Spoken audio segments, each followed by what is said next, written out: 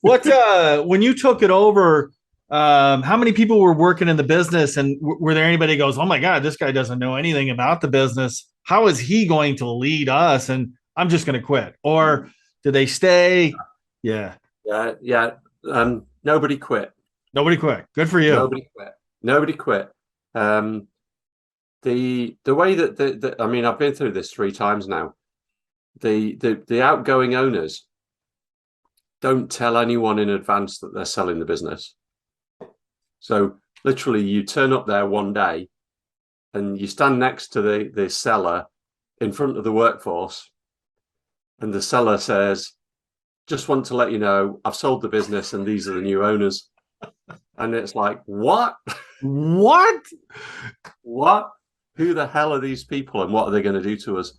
So yeah, and it is a sort of mix of shock and fear initially. It's Yeah, you know, panic for people having jobs. I go, "Oh, my." well, and that's the thing, isn't it? Is my job safe? That's the first thing that goes through the head.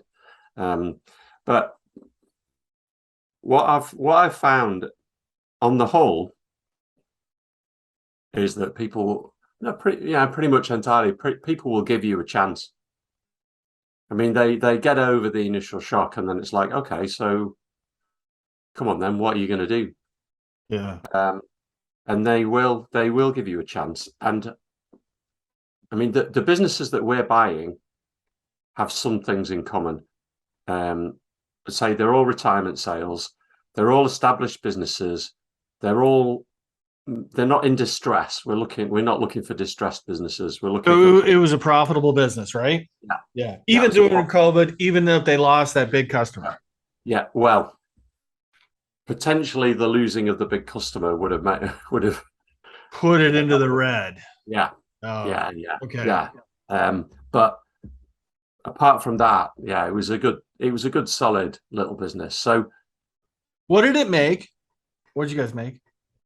this is a what's called a CNC machining business. So basically they take effectively little blocks of metal, and Yeah. they've got lathes and machines that then cut it into shapes basically, and it forms components, parts, which then go into other machines, or Yeah. largely is parts of machinery.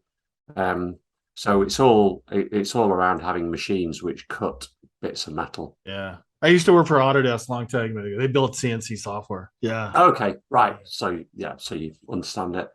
Um, but the people, yeah. So the point was that the businesses we're buying tend to be businesses which have got potential built into them, which is not being realized by the current owners, because the current owners getting towards retirement, they've lost their energy. They'll keep it as it is. They'll keep it on a level, but they're not going to push it on. Yeah, they're kind of checking out, slowly Yeah, checking out. Yeah. yeah. And the people who work there can see that, and they can see the opportunities for it to be better. And they can see those things where the owner didn't want to spend the money to buy a new coffee machine for the canteen, or didn't want to buy a new machine, or didn't want to upgrade the software on a machine because it meant spending money, and they just weren't in that frame of mind. So the guys who work there uh, are often more open than you think, because when someone new comes in and goes, right, we want to take this business and we want to grow it, we want to make it better, we want to take it forward into the future, then they go, oh, okay, that sounds interesting. Well, actually, if you're talking about that, well, this doesn't work, and we could do that over there, and if you did this, then that would be better. So actually, they engage quite quickly on the whole, because they can see better than anybody what the problems are in the business. And if you're going to fix these problems, then that's just good news for them. So they actually get on board. And I mean, we'd we'd had this first business for about 3 months, and I thought, I need to tell them how we're doing. Let's get them together and just tell them what we think about what we've seen so far. And I got the guys together in the workshop, socially distanced, so they're all standing like 2 meters apart.